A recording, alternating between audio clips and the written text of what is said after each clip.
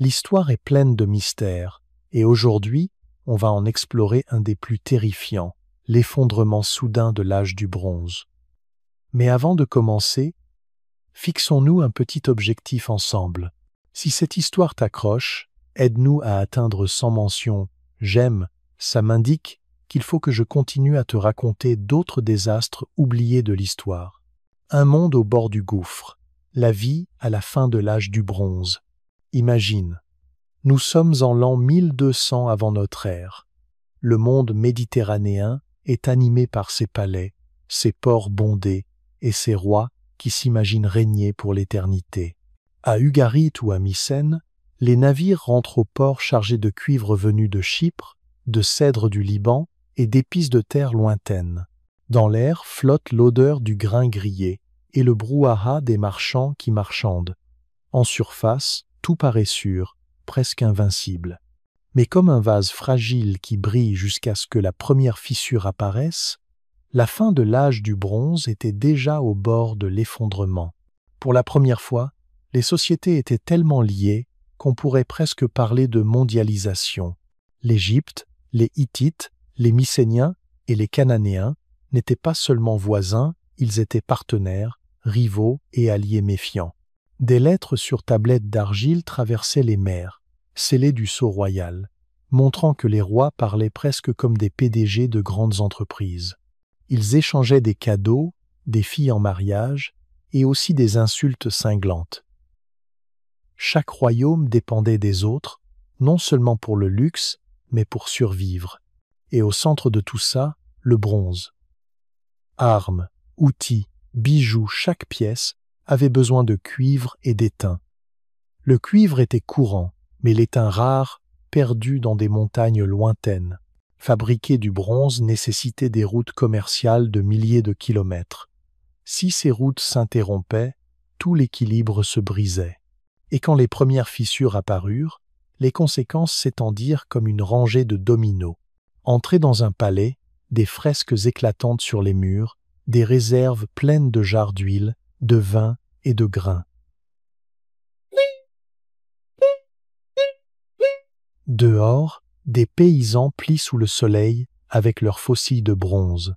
Les rois gouvernent au-dessus des scribes, prêtres et travailleurs innombrables. Inégales, certes mais stables, du moins en apparence. Au-dessus des villes s'élèvent les temples, leurs autels fumant d'offrandes aux idoles de l'orage, des récoltes et de la guerre. Les souverains prétendaient avoir un lien spécial avec le divin. Le peuple priait pour la pluie, la protection et la fertilité. Quand la sécheresse ou les séismes frappaient, la foi vacillait. Beaucoup de désastres allaient arriver. Mais pour l'instant, l'espoir restait vif. Le commerce ne transportait pas que des marchandises, il diffusait aussi des idées. Les écritures, les mythes et les techniques voyageaient avec les marins. Même la diplomatie était en train de naître.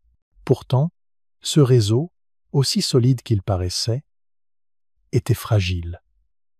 Plus tard, quand les navires cessèrent de naviguer et que les messages disparurent, les royaumes en furent secoués. Pour le peuple, la vie signifiait travail dur et petits plaisirs. Les paysans craignaient la famine. Les artisans forgeaient armes et bijoux, leur savoir-faire était précieux. Les familles faisaient cuire du pain plat au feu, racontaient des histoires à la lueur des lampes. Les enfants jouaient dans les rues poussiéreuses, sans se douter que leur monde tenait en équilibre sur le fil d'un couteau. Pour un marchand à Ugarit ou un scribe à Hattusa, c'était un âge d'or. Les navires arrivaient encore, les palais brillaient, les rois régnaient. Les signes de problèmes sécheresse, hausse du prix du grain, raids semblaient des obstacles passagers. L'histoire endort souvent les peuples en leur faisant croire que les bons jours durent toujours. Mais la fin de l'âge du bronze allait bientôt prouver que même les empires les plus puissants pouvaient s'effondrer presque du jour au lendemain. Nous voilà au bord de l'histoire, face à un monde magnifique mais fragile.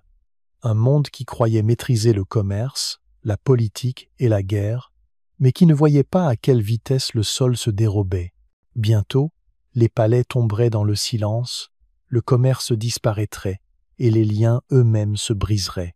Mais pour l'instant, les peuples de la fin de l'âge du bronze vivaient comme si demain serait identique à aujourd'hui. Et c'est peu être ça, la part la plus troublante, chaos climatique. Preuve de sécheresse dans les archives anciennes, imagine te réveiller dans un monde où les rivières qui nourrissaient tes champs ne sont plus que des filets d'eau, où les pluies qui arrivaient toujours à temps disparaissent soudain et où les champs autrefois dorés de blé ne sont plus que sols craquelés et stériles. Tu ne t'inquiéterais pas seulement de ta nourriture, tu craindrais pour ta survie. C'était la réalité terrifiante de nombreux peuples de l'âge du bronze, et elle a laissé des traces non seulement dans leur sol, mais aussi dans les textes qu'ils gravaient sur l'argile et la pierre. La sécheresse n'est pas le méchant le plus spectaculaire dans les récits d'effondrement. On imagine plutôt des envahisseurs assiégeant des villes ou des palais en flammes. Mais sans eau, rien de tout ça ne tient debout. Un royaume pouvait avoir des soldats, des temples et des murs, il tombait quand même si le ciel restait vide. Ce qui rend cette histoire encore plus marquante, c'est que des scribes de l'époque ont écrit leur désespoir. Leurs mots nous sont parvenus et on peut encore entendre leur voix à travers le temps. Un exemple glaçant vient d'Ugarit, un port riche de la Méditerranée orientale. Dans ces dernières années, les officiels envoyaient des lettres désespérées, suppliant pour du grain. Ils parlaient de famine, de gens mourant de faim, de caravanes absentes parce que les champs desséchés ne produisaient plus rien.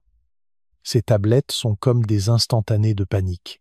Elles ne parlent pas de bataille ou de victoire, mais de la lente étreinte de la faim. L'Égypte a aussi laissé des témoignages. Des inscriptions de Mérenptah et de Ramsès, le troisième évoque des pénuries de grains si graves que des émeutes de la faim éclatèrent. Le Nil, habituellement généreux, cessa parfois de déborder. Imagine vivre dans un monde où ton calendrier et tes impôts dépendaient de cette crue et qu'elle s'arrête soudain. Cela devait ressembler à l'abandon des dieux.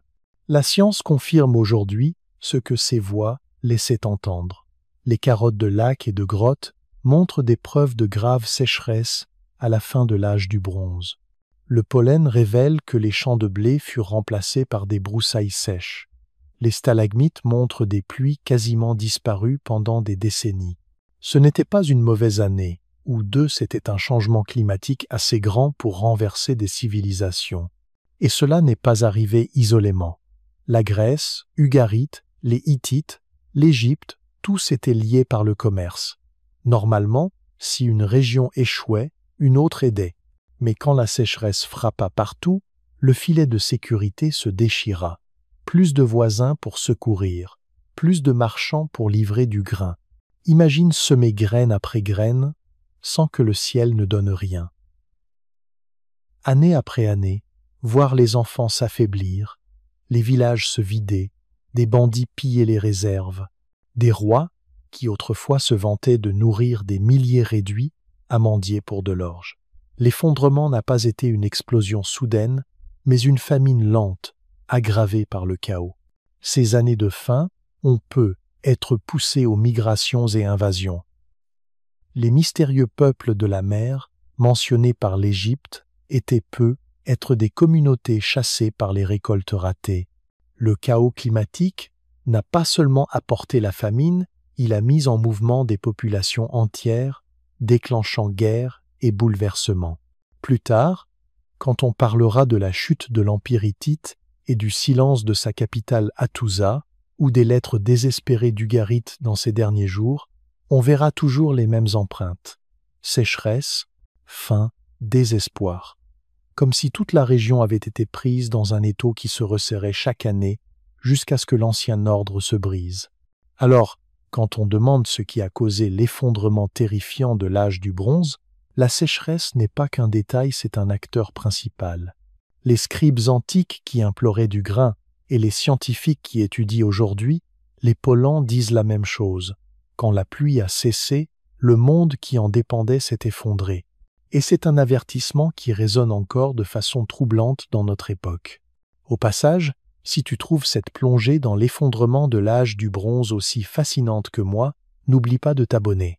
C'est la meilleure façon de nous rejoindre pour d'autres voyages dans les grands mystères de l'histoire. Et pense à liker cette vidéo, ça montre à l'algorithme que tu veux plus de contenu comme celui-ci, et ça aide beaucoup la chaîne à grandir. L'Empire hittite se tait, Hattusa abandonné. Imagine une capitale puissante, ses portes immenses, ses magasins pleins, ses rois craints à travers la moitié du monde connu. Puis imagine parcourir la même ville quelques décennies plus tard, rues silencieuses, murs brisés, vent poussant la poussière là où des voix aboyaient des ordres. Voilà l'histoire de Hattusa, la capitale de l'Empire hittite, disparue si complètement que, pendant des siècles, on a oublié jusqu'à son existence. Les Hittites n'étaient pas une petite puissance. À leur apogée, ils régnaient sur des terres s'étendant de l'Anatolie jusqu'aux confins de la Syrie, rivalisant avec l'Égypte et croisant le fer avec de grands pharaons dans des guerres qui décidaient du destin de régions entières. Ils n'étaient pas que des guerriers, diplomates, scribes, bâtisseurs de vastes forteresses de pierre qui impressionnent encore aujourd'hui. Hattusa, leur capitale, était le joyau au centre de tout, des temples, des palais, des bibliothèques et des murailles si épaisses que les ennemis pensaient à 2 fois avant même d'attaquer. Et pourtant, à la fin de l'âge du bronze, cet empire avec toute sa gloire s'est tu.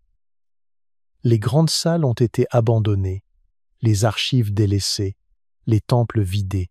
Aucun grand chroniqueur n'a raconté sa fin. Contrairement aux Égyptiens, qui gravaient leur victoire dans la pierre, les Hittites n'ont laissé que des fragments, des indices brisés éparpillés dans les ruines de Hattusa. C'est l'un des grands mystères de l'effondrement.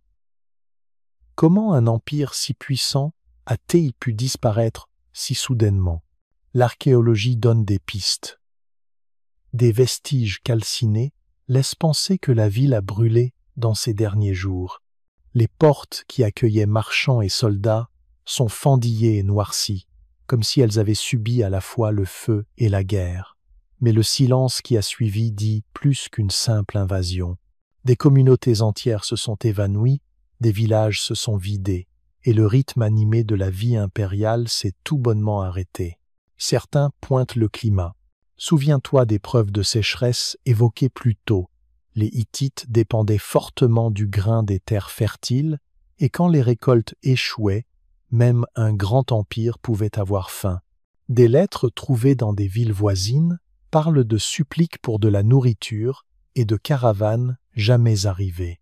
On imagine facilement les greniers de Hattusa se vider, ses habitants fuyant pour chercher de meilleures terres. D'autres voient la main des ennemis.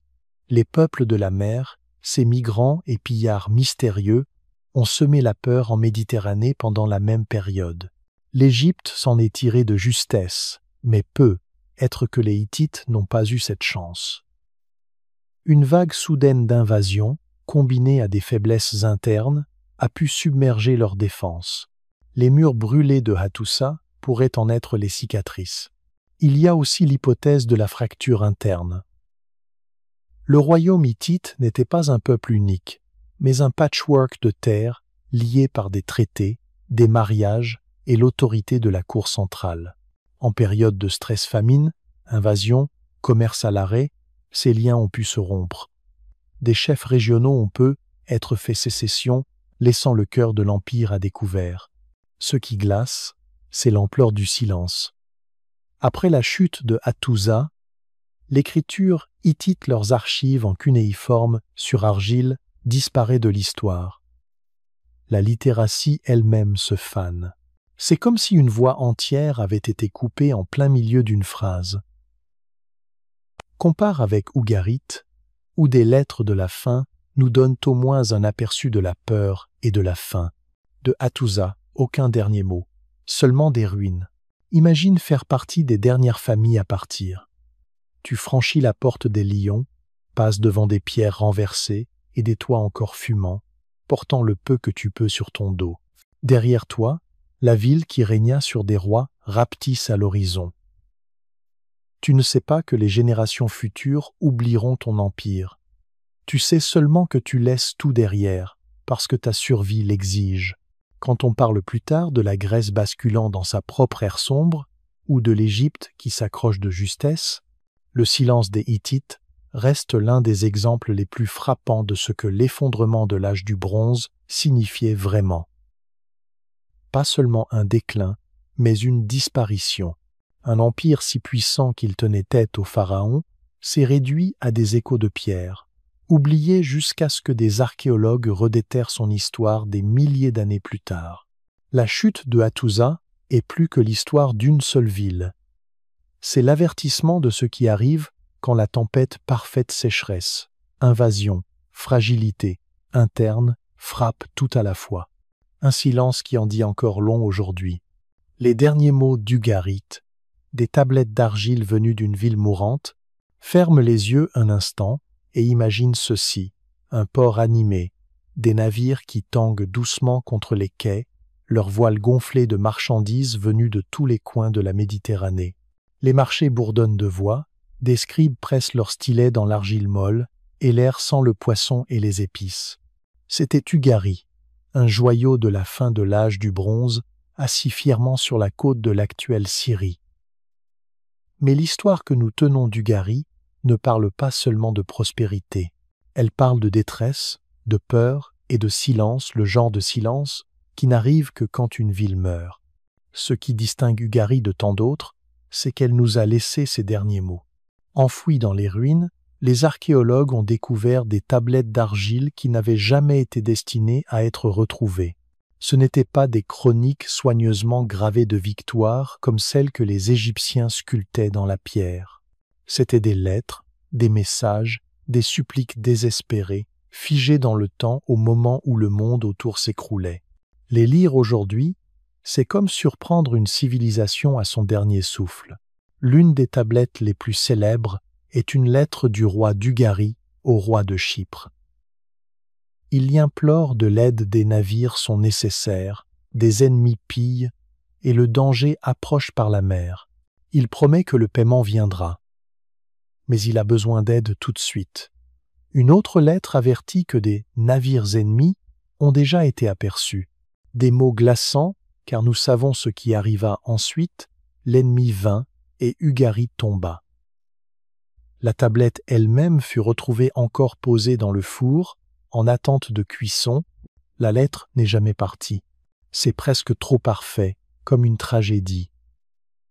Une ville écrit sa peur, demande de l'aide, mais avant que l'encre ne sèche, ou dans ce cas, avant que l'argile ne durcisse, la ville a disparu.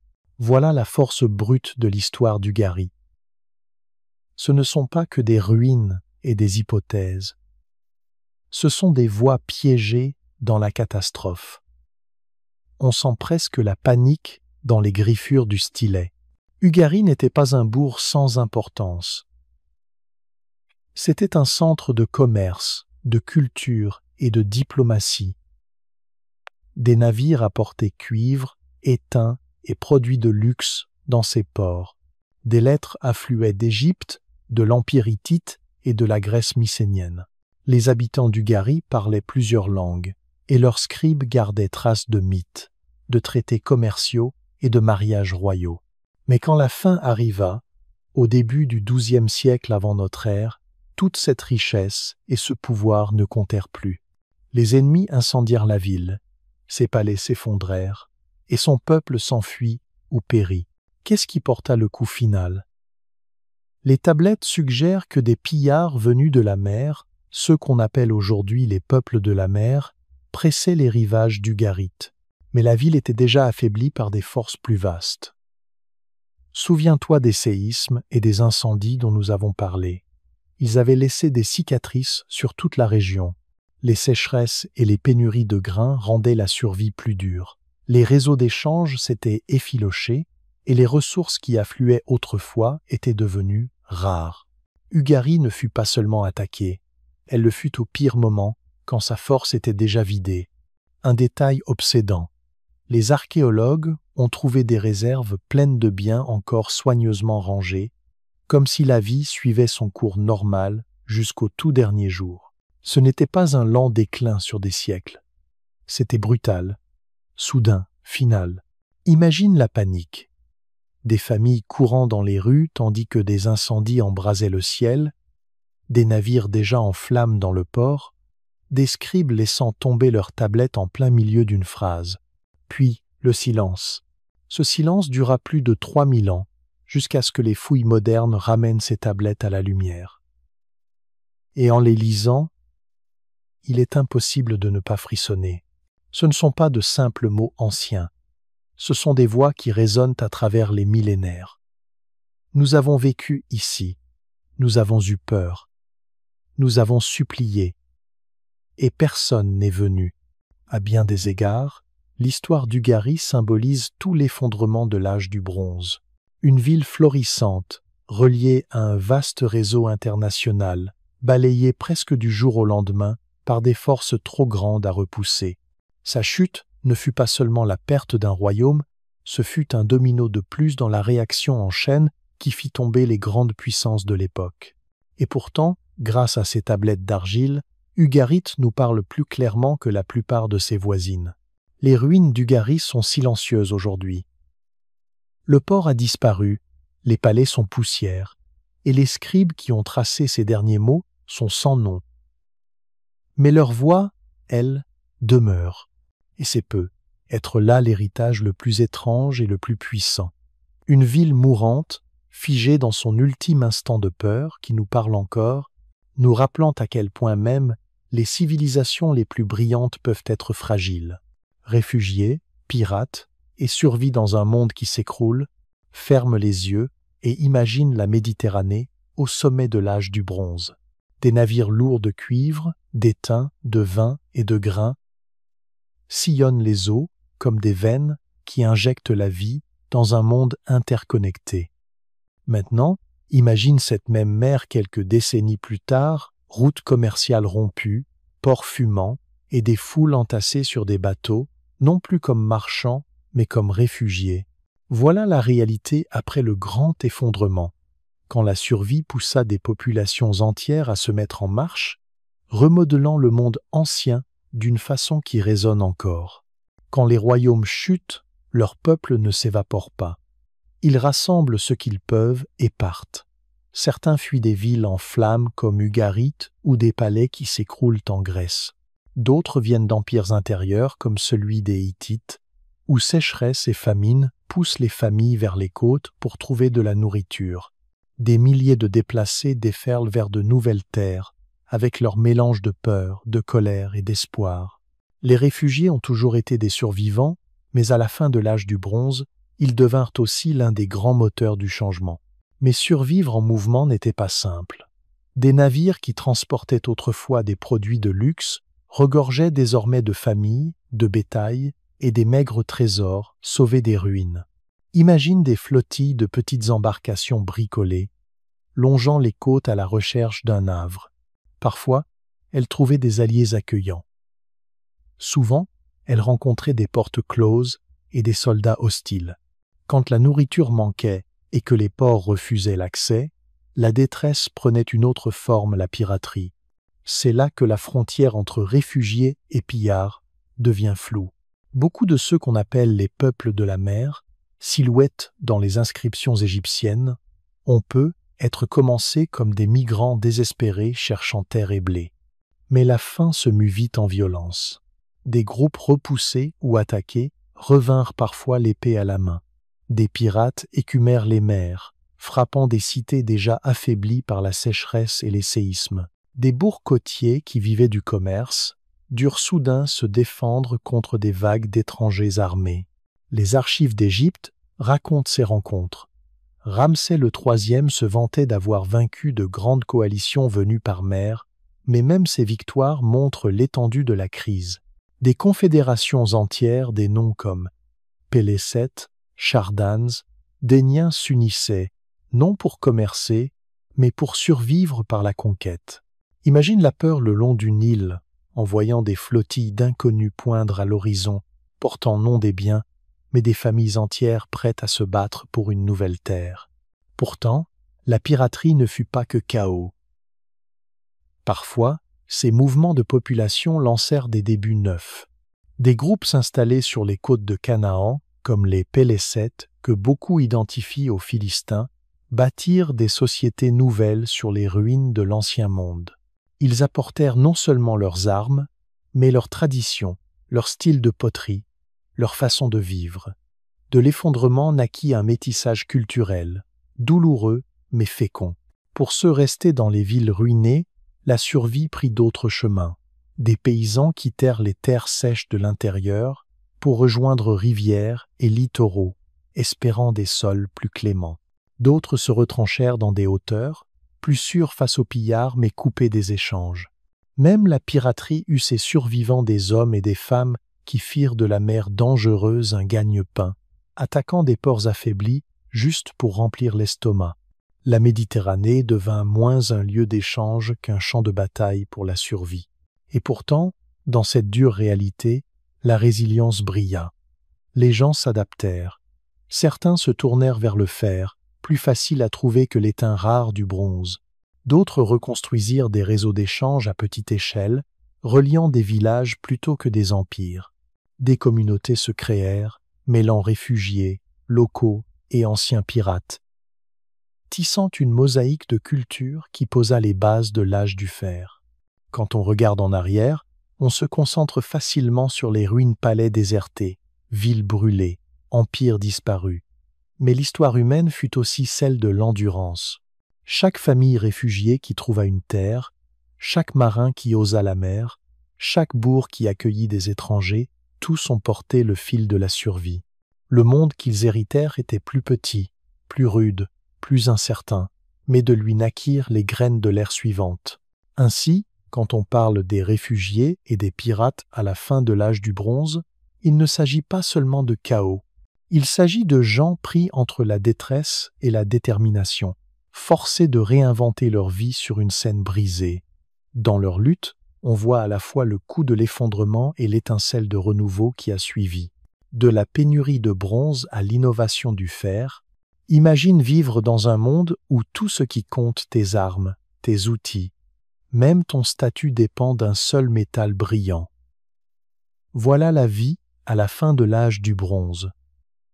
Le bronze était le sang vital des royaumes. Il armait les chars des guerriers, fabriquait les outils des paysans et étincelait dans les bijoux des riches. Mais il avait une faiblesse fatale. Pour le produire, il fallait du cuivre et de l'étain. Et si le cuivre se trouvait en beaucoup d'endroits, l'étain était bien plus rare, souvent à des centaines, voire des milliers de kilomètres. Cette dépendance fragile à des sources lointaines est devenue une fissure qui s'est élargie jusqu'à la catastrophe. Et, de cette crise, quelque chose de totalement nouveau est né, l'âge du fer. Commençons par le problème. Le bronze n'était pas seulement recherché, il était indispensable. Sans lui, les palais ne pouvaient pas armer leurs soldats. Les paysans ne pouvaient pas travailler leurs champs efficacement, et le commerce lui-même commençait à se défaire. Quand les grands réseaux de la fin de l'âge du bronze se sont effondrés sous la pression des séismes, des invasions et des sécheresses, les voies d'approvisionnement en étain se sont coupées. Soudain, les élites, autrefois bien installées sur leur trône, ont dû improviser. Imagine un roi qui avait régné grâce à des lances à pointe de bronze, découvrant que ses soldats se battaient désormais avec des armes émoussées par la pénurie. Ce n'était pas qu'un revers militaire, c'était le symbole d'un monde qui perdait sa colonne vertébrale. En même temps, quelque chose de curieux se produisait. Depuis des siècles, on connaissait le fer. Ce n'était pas un secret. Le fer météoritique, littéralement tombé du ciel, avait été façonné en petits ornements bien avant. Et, dans certaines régions, des forgerons avaient appris à tirer le fer du minerai terrestre, mais le procédé était bien plus délicat que pour le bronze. Il fallait des feux plus chauds, une manipulation plus précise. Et, même là, le résultat était souvent cassant. Tant que le bronze était abondant, on regardait le fer de haut, comme un pis-aller. Mais la détresse change tout. Quand le bronze s'est fait rare, le fer, avec tous ses défauts, a soudain ressemblé à une bouée de sauvetage. Les communautés privées d'étain ont commencé à expérimenter plus sérieusement. Essai après essai, forge après forge. Elles ont appris à maîtriser ce métal rétif. En martelant, chauffant et trempant à répétition, les forgerons ont découvert comment retirer les impuretés et rendre le fer plus solide, plus tranchant, plus fiable. Ce qui n'était qu'un substitut de fortune est peu à peu devenu une révolution. Le basculement n'a pas été instantané. Au XIIe siècle avant notre ère, on voit un patchwork. Certains guerriers portent encore des armes de bronze, tandis que d'autres brandissent des lames de fer grossières mais utilisables. Avec le temps, l'équilibre s'est inversé. Au début de l'âge du fer, des armées entières marchent avec des lances et des épées de fer. Les paysans labourent avec des outils à pointe de fer qui entaillent plus profondément la terre que le bronze ne l'a jamais pu. La pénurie qui menaçait la survie a forcé une innovation qui a remodelé le monde ancien. Ce qui fascine, c'est à quel point cette transition a été inégale. En Égypte, où les réserves de bronze ont duré un peu plus, le fer a mis du temps à s'imposer. Mais en Anatolie, où l'étain était devenu très difficile à trouver, la métallurgie du fer a fleuri plus tôt. Cette diffusion inégale montre que l'innovation ne naît pas du confort, elle naît de la crise. Sans l'effondrement du système de l'âge du bronze, le fer serait peu, être resté une curiosité de second rang pendant des siècles. Au lieu de cela, la pénurie a forcé le saut en avant, et pense à ce que le fer signifia sur le long terme. Le bronze liait les royaumes à des réseaux fragiles. Il fallait de l'étain venu de montagnes lointaines et du cuivre de mines éloignées. Le fer, lui, était partout. La terre regorge de minerais de fer. Une fois le métal maîtrisé, les sociétés n'étaient plus dépendantes d'un commerce précaire pour leur survie. Cette abondance a démocratisé la puissance d'une manière dont le bronze était incapable. De petites communautés, sans accès aux mines d'étain lointaines, pouvaient désormais s'équiper d'armes et d'outils solides. De nouvelles puissances sont nées de ce basculement. Ce n'était pas qu'un changement technique, c'était une transformation de la société. L'essor du fer a rendu l'agriculture plus efficace, les populations plus nombreuses et la guerre plus meurtrière. De nouveaux royaumes ont émergé des cendres des empires de l'âge du bronze, armés non pas de l'éclat du bronze, mais de la résilience du fer. L'équilibre du pouvoir autour de la Méditerranée et au Proche-Orient a été réécrit par ce changement de métal. On est tenté de voir l'effondrement comme purement destructeur, la fin terrifiante d'un âge d'or. Et, en bien des points, c'est vrai. Des villes ont brûlé, des routes commerciales ont disparu et la littératie a reculé. Mais de ces ruines est née une étincelle nouvelle. L'effondrement qui a clos l'âge du bronze a aussi ouvert la voie à l'âge du fer, qui finirait par voir naître la Grèce classique, Rome et au-delà. Ainsi, la pénurie de bronze n'est pas qu'une histoire de perte. C'est une histoire de résilience, d'êtres humains refusant de céder à la rareté, de forgerons s'acharnant sur un minerai capricieux jusqu'à en tirer un nouvel avenir. De la détresse, ils ont forgé non seulement des armes plus solides, mais aussi une base plus forte pour la civilisation elle-même. Et c'est pourquoi l'histoire du fer ne parle pas seulement de métal, elle parle de l'esprit humain, transformant la crise en opportunité et façonnant le monde pour des millénaires. Leçon pour aujourd'hui. La fragilité moderne, en écho à l'âge du bronze, imagine te réveiller avec des gros titres étrangement familiers. Chaîne d'approvisionnement mondiale perturbée, récolte qui échoue sous un climat changeant, migration massive mettant les frontières à l'épreuve, grande puissance surprise par des chocs soudains. Cela sonne moderne. Et pourtant, ces mêmes schémas ont déjà défait le monde de l'âge du bronze il y a plus de 3000 ans. Leur histoire n'est pas qu'un passé lointain, c'est un miroir qu'il serait imprudent d'ignorer. À l'époque, l'âge du bronze était une première version de la mondialisation. Les palais de Grèce, les marchés d'Ougarit et les grandes salles des Hittites prospéraient grâce au commerce. Le cuivre de Chypre rencontrait l'étain de terres lointaines pour former le bronze, le sang vital des armées et de l'agriculture. Les produits de luxe, le grain et le savoir circulaient dans une toile qui liait les royaumes. Mais cette interconnexion même créait la fragilité.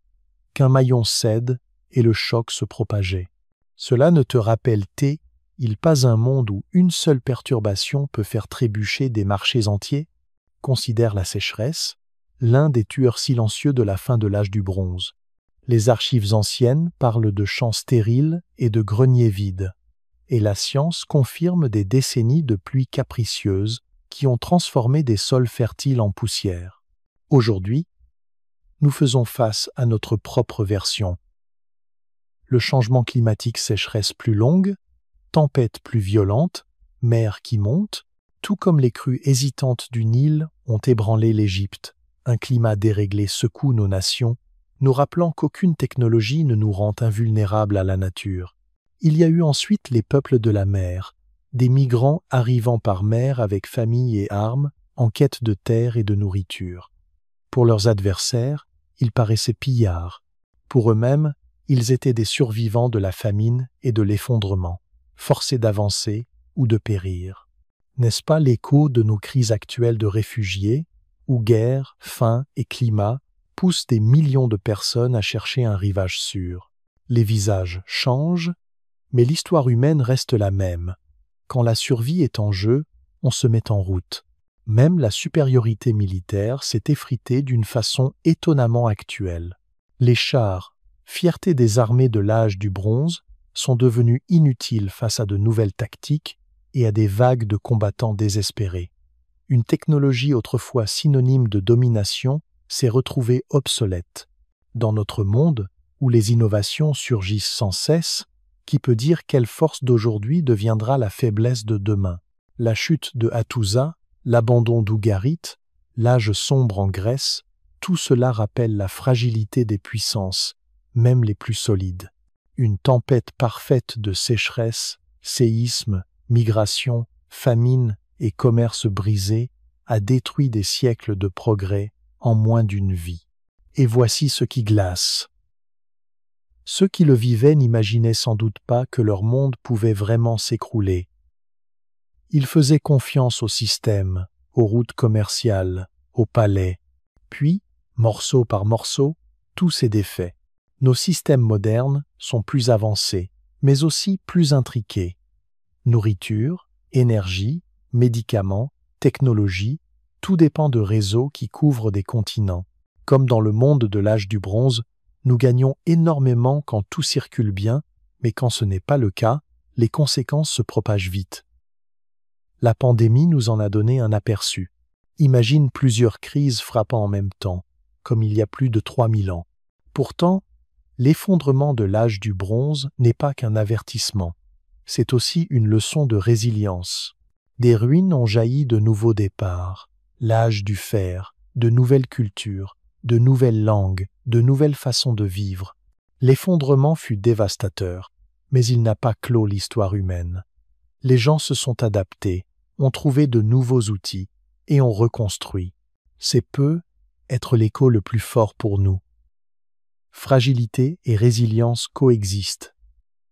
On ne peut pas empêcher chaque sécheresse, chaque choc, chaque rupture, mais on peut retenir du passé que la survie tient à l'adaptabilité, à reconstruire plus intelligemment et à reconnaître les signaux d'alarme avant qu'ils ne nous submergent. Ainsi, la chute du monde de l'âge du bronze n'est pas seulement une tragédie ancienne. C'est un rappel que notre propre époque, avec toute sa brillance et sa complexité, est tout aussi vulnérable. Et, comme eux, notre destin se jouera non pas sur la venue des épreuves, mais sur la manière dont nous choisirons d'y répondre. La puissance du bronze. Comment l'étain et le cuivre ont bâti des superpuissances. Imagine vivre dans un monde où l'arme la plus redoutable, le trésor le plus précieux et la base même des royaumes dépendaient de deux pierres, l'étain et le cuivre.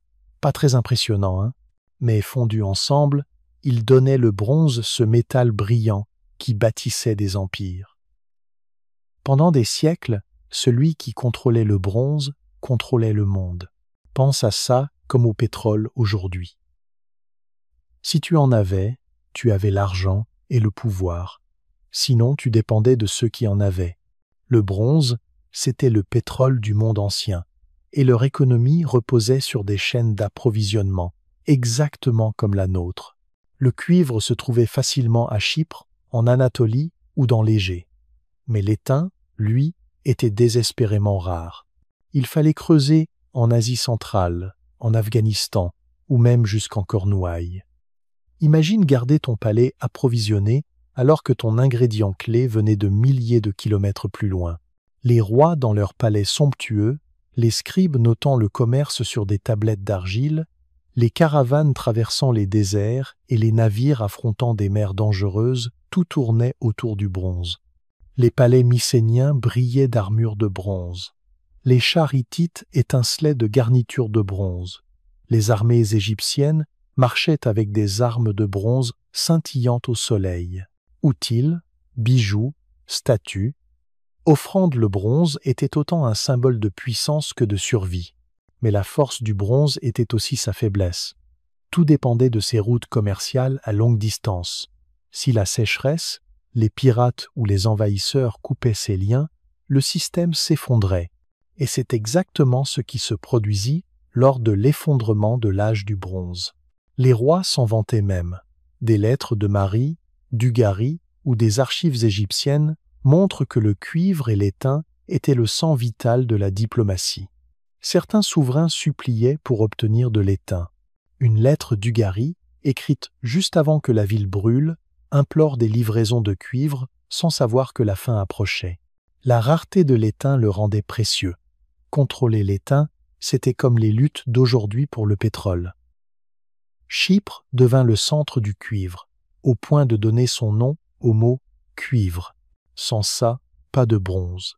Sans les caravanes d'étain d'Asie centrale, les royaumes étaient impuissants. Puis les tensions arrivèrent. Le climat changea, apportant sécheresse et pénurie de grains. Les royaumes affamés se disputèrent des ressources qui s'amenuisaient. Les pillards attaquèrent les routes commerciales. Les mystérieux peuples de la mer terrorisèrent la Méditerranée. La toile fragile qui apportait l'étain et le cuivre se déchira. Les grandes puissances ne purent plus équiper leurs armées ni faire briller leurs palais. Et pourtant, la chute du bronze lança une innovation. De la détresse naquit le fer. Plus difficile à fondre, moins éclatant, mais abondant. Une fois maîtrisées, ces armes ne rivalisaient pas seulement avec celles de bronze, elles les dépassaient. Ce changement fut une révolution, transformant l'effondrement en aube de l'âge du fer. Alors la prochaine fois que tu vois du bronze terni dans un musée, souviens-toi, ce métal portait jadis le destin des civilisations. Les royaumes naissaient et s'écroulaient au rythme des caravanes d'étain.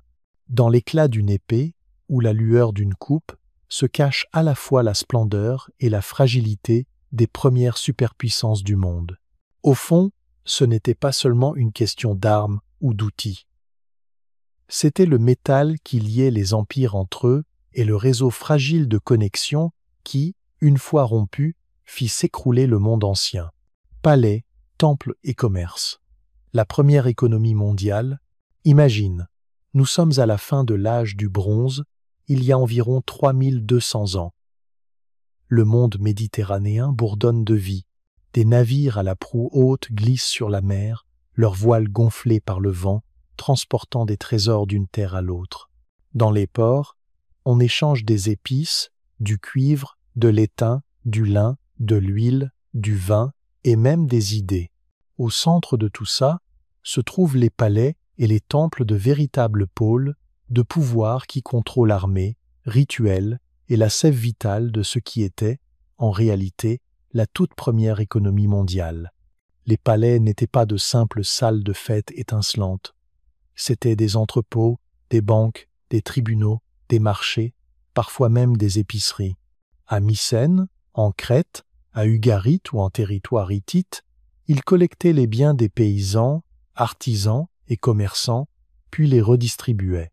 Les impôts ne se payaient pas en pièces de monnaie, mais en grains, huile ou bétail, stockés sous les palais puis expédiés ou distribués à des soldats, ouvriers ou prêtres. les temples travaillaient main dans la main avec les palais. Plus que des centres religieux, c'étaient de véritables géants économiques possédant des terres, employant des travailleurs, gérant des richesses. Les prêtres surveillaient non seulement les rituels, mais aussi les ressources. Les offrandes de récolte pouvaient ensuite nourrir des soldats ou financer des expéditions commerciales. Le commerce était la colle qui tenait tout ensemble. Le bronze, métal phare de l'époque, nécessitait du cuivre et de l'étain. Le cuivre était abondant à Chypre, mais l'étain rare, trouvé dans des régions comme l'Anatolie ou l'Afghanistan. Les royaumes devaient coopérer et compter les uns sur les autres. Sans commerce, pas d'armes pour les armées, pas d'outils pour les paysans, et les rois perdaient leur éclat. Ce commerce parcourait des distances immenses. L'épave d'Uluburun, découverte au large de la Turquie, transportait des tonnes de cuivre, d'étain, d'ivoire, de verre, de bijoux et même de l'ébène africain. C'était un véritable trésor flottant, preuve d'un réseau allant de l'Égypte à la Mésopotamie, de la Grèce à Canaan. Mais la force de ce système était aussi sa faiblesse. Les palais dépendaient des livraisons, les temples dépendaient des tribus, les royaumes dépendaient de l'étain, et du grain venu d'ailleurs. Une mauvaise récolte ou une route bloquée, et les effets se faisaient sentir partout. Quand sécheresse, séisme et invasion frappèrent ensemble, tout craqua. La vie dans les palais paraissait grandiose mais fragile. Les fresques brillaient, des lions gardaient les portes, les réserves débordaient de jarres plus grandes qu'un homme. Cela semblait éternel, mais trop de centralisation signifiait que si un palais tombait, toute une région vacillait. Pour les paysans, transporter de l'orge jusqu'aux entrepôts était banal. Pour les marchands, expédier de l'huile relevait de la routine. Et pourtant, avec le recul, on voit combien tout cela était fragile. C'était un système mondial, et quand il faiblit, l'effondrement se propagea partout. Alors, quand on parle de la chute du Garit ou du silence de Hattusa, souvenons-nous de ces palais et de ces temples à leur apogée. Quand les navires cessèrent de naviguer, que les réserves se vidèrent et que les temples n'eurent plus de quoi nourrir leur peuple, la scène était prête pour l'effondrement terrifiant de l'âge du bronze. C'était la première tentative d'humanité vers une mondialisation. Elle prospérait grâce aux connexions, mais portait en elle les graines de sa propre chute. Faiblesse cachée. Les fissures sous la surface dorée, imagine des palais étincelants remplis d'or, de grands rois festoyant dans le luxe, des navires glissant sur des mers brillantes chargées de cuivre, d'étain, de vin et de grains. En surface, la fin de l'âge du bronze semblait être le sommet de la civilisation. Cela paraissait solide, inarrêtable. Mais voilà le secret. Sous toute cette splendeur, des fissures existaient déjà, et bientôt, elles s'élargiraient, entraînant tout un monde dans l'ombre. On aime imaginer les civilisations anciennes comme stables et éternelles, comme des monuments de pierre, mais elles sont vivantes. Elles respirent, plient et reposent sur des liens fragiles commerce, alliances, ressources. Quand ces liens s'affaiblissent, même les royaumes les plus puissants s'effondrent. L'âge du bronze en est la preuve. Derrière l'image dorée, les vulnérabilités étaient bien là, visibles à qui savait regarder. Commençons par l'économie. Le bronze, c'était le sang vital de ce monde, et il fallait du cuivre et de l'étain. Le cuivre était courant, l'étain rare, les royaumes dépendaient de réseaux commerciaux de milliers de kilomètres. Imagine dépendre de ressources qui devaient traverser des dizaines de ports avant d'arriver à ton palais. Une guerre, une tempête en mer, et tout vacillait. Plus tard, quand les routes se brisèrent, ces faiblesses frappèrent de plein fouet. La politique montrait aussi ses failles. Les alliances semblaient solides dans les lettres entre rois, comme celle d'Amarna, où ils s'appelaient frères et s'envoyaient des cadeaux. Mais derrière les mots, les rivalités couvaient. Les rois promettaient des armées qu'ils ne contrôlaient pas vraiment. Les gouverneurs détournaient des richesses. Les intrigues de cour devenaient mortelles. Le pouvoir reposait sur les palais et les familles élites, laissant le peuple de côté, un cocktail parfait pour les révoltes. L'inégalité creusait encore l'écart. Les paysans de l'Empire hittite ou de la Grèce mycénienne travaillaient la terre, payaient des impôts, espéraient ne pas mourir de faim. Quand les récoltes échouaient, eux souffraient les premiers, tandis que les élites festoyaient. Cette tension des palais brillants au-dessus, des villages affamés en dessous, créait une pression invisible. Même la puissance militaire avait ses limites. Les armées de l'âge du bronze s'appuyaient sur les chars, véritables machines de guerre, mais ils coûtaient cher, réservés à une petite élite, efficace seulement sur terrain plat. Face à des ennemis mobiles, ils perdaient l'avantage. Et même en temps de paix, entretenir une armée drainait des ressources. Plus de bouches à nourrir, plus de bronze à fabriquer, plus de paysans arrachés aux champs. La religion aussi montrait ses failles.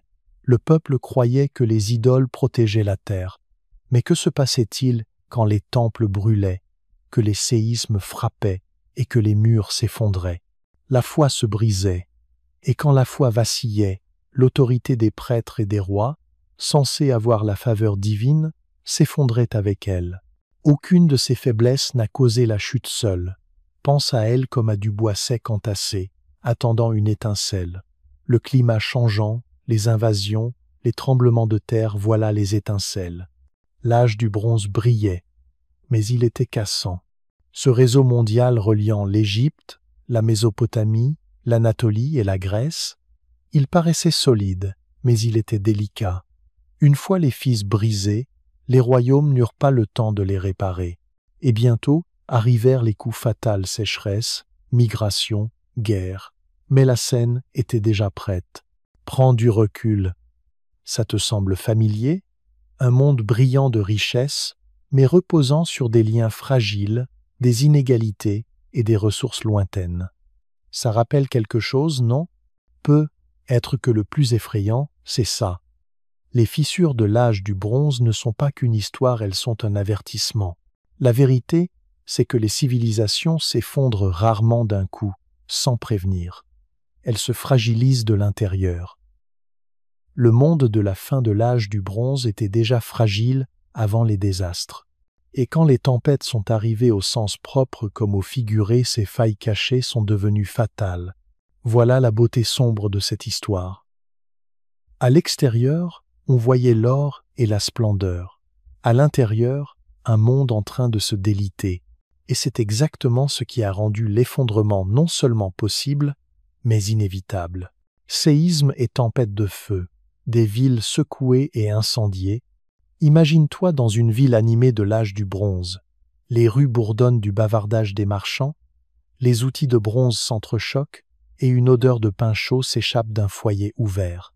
Puis, en un battement de cœur, le sol se met à onduler comme un être vivant. Les murs tremblent, les toits se fendent, les temples de pierre s'écroulent en tas de poussière.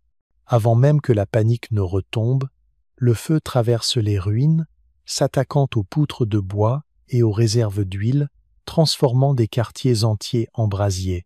Ce n'était pas le cauchemar d'une seule ville. Ce destin a frappé encore et encore à la fin de l'âge du bronze, laissant des régions entières meurtries et silencieuses. Aujourd'hui, les archéologues arpentent des couches de cendres et de pierres effondrées, témoins muets de ces catastrophes.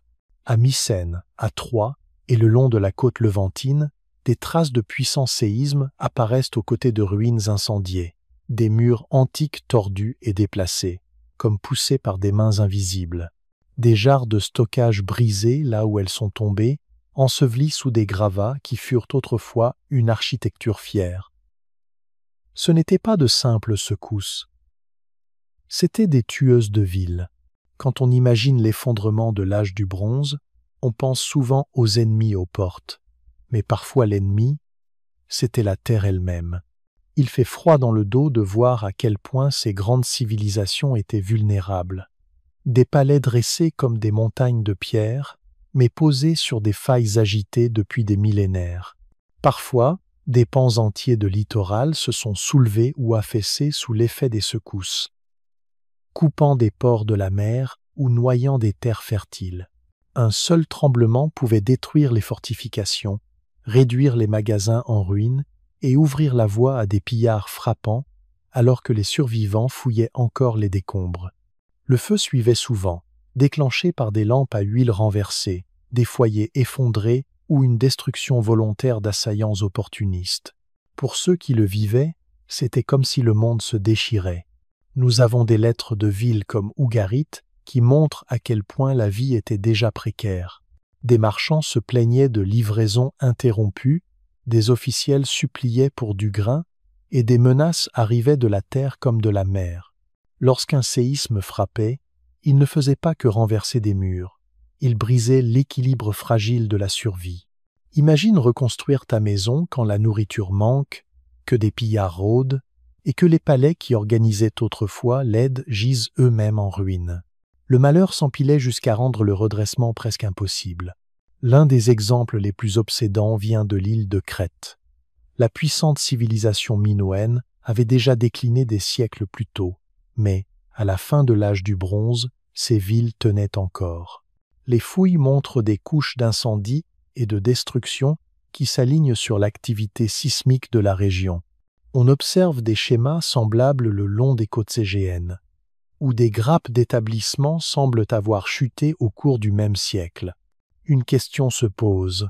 S'agissait-il de catastrophes liées, une tempête sismique ondulant à travers la Méditerranée, ou d'événements isolés qui, par un cruel hasard, ont tous frappé la même époque fragile, même l'Égypte, qui a échappé de peu à l'effondrement total, a consigné des ravages par le feu dans des reliefs et des textes de temples.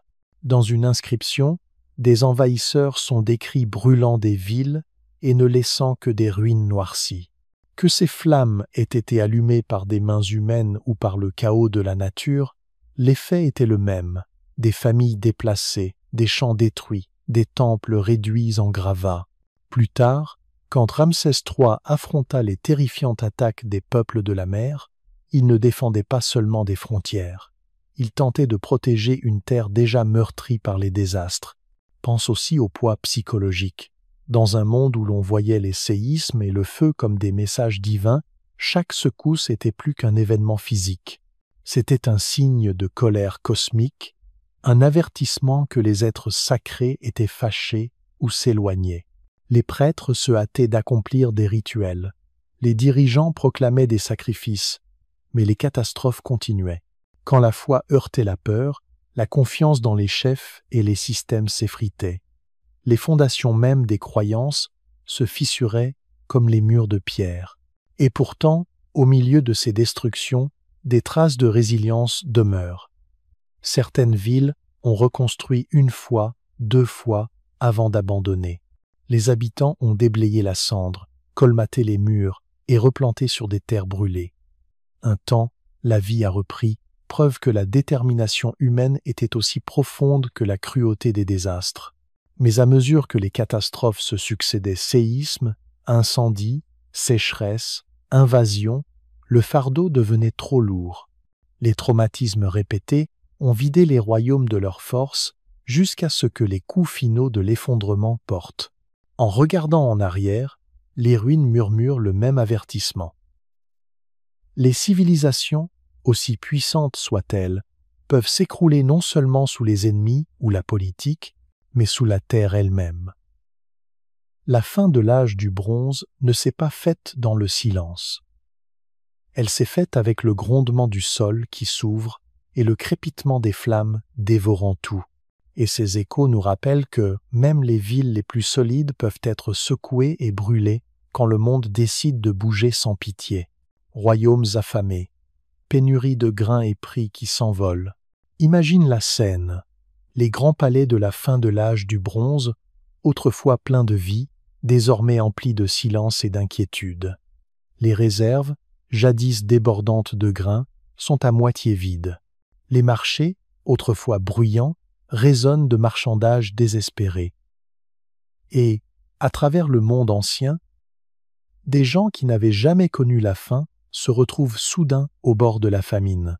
Le grain, le sang vital des royaumes disparaissait, emportant avec lui la stabilité de civilisations entières.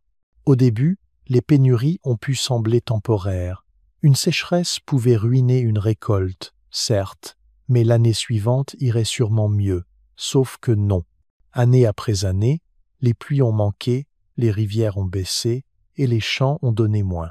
Imagine un paysan fixant une terre craquelée, là où son orge aurait dû pousser, sachant qu'il doit toujours payer l'impôt et nourrir sa famille.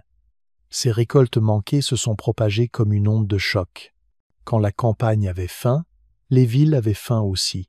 Les palais, symboles d'abondance, sont devenus des centres d'angoisse. Des scribes gravaient sur des tablettes d'argile des registres désespérés de livraisons de grains promises mais jamais arrivées. Des lettres d'Ougarit montrent des marchands suppliant pour de la nourriture, assurant que sans elle, leur peuple s'effondrerait. Une ligne sonne même comme un cri d'alarme. Il y a famine dans ta maison. Si tu ne viens pas vite, nous mourrons nous-mêmes de faim. Ce n'étaient pas des exagérations, c'étaient les derniers mots d'un royaume à genoux. Avec la faim, les prix ont grimpé au-delà de l'imaginable. Le grain, autrefois abordable, est devenu plus précieux que l'argent. Imagine entrer au marché avec une poignée de pièces et découvrir que tu peux à peine acheter de quoi faire un seul repas. Pour les riches, c'était frustrant. Pour les pauvres, c'était catastrophique. Des familles vendaient leurs terres, leurs biens, voire leur liberté, juste pour survivre. L'esclavage pour dette s'est répandu. Des gens échangeant leur avenir contre un sac d'orge. La situation a empiré quand la guerre s'est mêlée à la famine. Les armées devaient toujours être nourries, mais sans surplus, nourrir les soldats revenait à affamer les civils. Et des soldats affamés sont dangereux. Le pillage est devenu un moyen de remplir les ventres vides. Des pillards attaquaient les caravanes chargées de grains. Des villes assiégées mouraient parfois non pas par le feu et l'épée, mais parce que leurs réserves s'épuisaient avant que l'ennemi ne brise leurs murs. La faim elle-même était une arme. Si on y pense, les pénuries alimentaires sont le fil invisible qui traverse une grande partie de l'effondrement de l'âge du bronze. Souviens-toi des dérèglements du climat et des sécheresses dont on a parlé. Voilà la racine de la crise. Mais une fois la famine installée, elle s'est liée à tout le reste. Des populations affamées perdaient confiance dans leurs dirigeants. Des dirigeants affamés se lançaient dans des guerres de conquête. Des marchands affamés abandonnaient les routes commerciales pour la piraterie ou le banditisme. Le grain ou son absence ne concernait pas que les repas. Il touchait à la survie, à la confiance et au pouvoir. En Égypte, des documents décrivent du grain distribué sous forte garde. Ramsès III lui-même a affirmé avoir nourri des affamés, mais même la puissante Égypte peinait. Dans les terres hittites, la famine était si sévère que des tablettes d'argile révèlent des demandes de livraison de grains adressées à l'Égypte. L'ordre habituel des forces s'en trouvait inversé. Imagine, un empire suppliant un autre pour de la nourriture, pas pour de l'or, pas pour des soldats, pas pour des objets de luxe, mais pour la simple nécessité quotidienne du pain. La rareté a aussi rendu les routes commerciales plus vitales et plus vulnérables. Un navire chargé de grains n'était plus une simple cargaison. C'était une bouée de sauvetage. Cela rendait la piraterie et les raids encore plus tentants. On verra plus tard comment ces liens brisés ont déchiré l'économie, mais il faut comprendre que tout a commencé par quelque chose d'aussi basique que la nourriture. Quand les navires cessaient de naviguer, quand les caravanes cessaient d'avancer, des populations entières perdaient leur unique chance de survie. Et puis, ironie cruelle, la famine n'a pas seulement affaibli les royaumes, elle a ouvert des opportunités aux envahisseurs.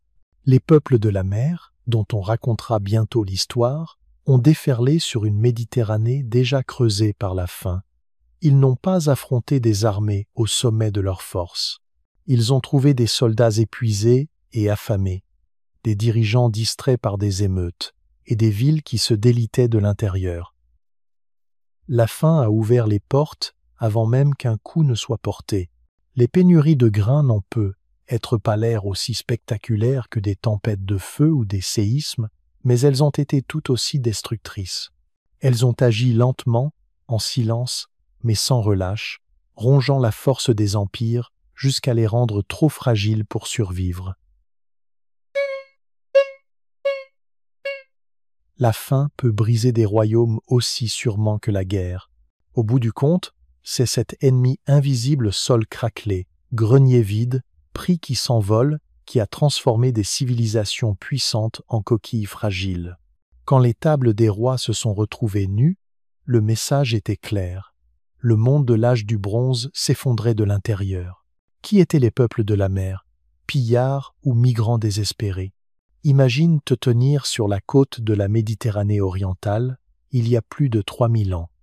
La mer est calme, mais, à l'horizon, apparaissent des navires inconnus, des embarcations élancées fendant les vagues, remplies de guerriers aux casques emplumés. Pour ceux restés à terre, c'était le début de la terreur. Voici les peuples de la mer, figures mystérieuses à jamais liées à l'effondrement terrifiant de l'âge du bronze. Mais la vraie question est, étaient-ils des pillards sanguinaires ou des familles désespérées fuyant le désastre? L'histoire des peuples de la mer est indissociable du grand délitement de l'âge du bronze. N'oublie pas, c'était une époque où palais, temples et routes commerciales reliaient la Méditerranée dans un vaste réseau d'échanges. Mais ce réseau brillant se fissurait déjà sécheresse desséchant les récoltes, séismes secouant les villes, prix du grain qui s'envolait. C'est dans cette tempête que sont arrivés les peuples de la mer. Certains chercheurs les voient comme l'étincelle qui a fait s'effondrer le monde. D'autres pensent qu'ils ne furent que le résultat du chaos, le visage humain de la détresse. La plupart de ce que l'on sait vient d'Égypte, gravé dans la pierre par le pharaon Ramsès III autour de l'an 1170 avant notre ère. Ces reliefs à Médine-Abou montrent des batailles épiques, des navires égyptiens éperonnant des envahisseurs, des archers tyrans, des familles capturées. Le pharaon se présente comme le sauveur de l'Égypte, debout, tandis que des étrangers tombent à ses pieds. Pour lui, c'étaient des méchants prêts à incendier le monde. Mais est-ce toute la vérité? En regardant de plus près, on devine que les peuples de la mer n'étaient pas un seul peuple. Leurs noms dans les sources égyptiennes suggèrent des origines variées, Anatolie, Égée, voire certaines parties de l'Italie ou des Balkans. Imagine, des groupes rassemblés, chassés de leurs terres par la famine, la guerre ou des catastrophes naturelles. Certains portaient des enfants et des vivres, d'autres portaient des armes. Ils n'étaient pas seulement des pillards, ils étaient des survivants d'un système mondial à l'agonie, contraints de prendre ceux dont ils avaient besoin, où ils le pouvaient. Et ce système était fragile. Les palais s'étaient habitués à recevoir l'étain de loin, le cuivre de Chypre et des cargaisons infinies de grains. Quand les maillons ont cédé, les royaumes ont eu faim. Maintenant, imagine une flotte de migrants affamés arrivant à ton port, réclamant de la nourriture ou des terres. Si on refusait, ils pouvaient devenir violents. Si on les accueillait, ils pouvaient s'installer et transformer la culture. Cette double identité envahisseur et réfugié rend les peuples de la mer si difficiles à cerner. Les preuves montrent qu'ils ont laissé la destruction derrière eux. Ougari, riche cité portuaire, a envoyé des lettres désespérées, implorant de l'aide alors que les envahisseurs approchaient. Hattusa, la puissante capitale hittite, s'est tue pour toujours. En Grèce, des palais mycéniens ont brûlé, leurs fresques brisées et leurs magasins pillés.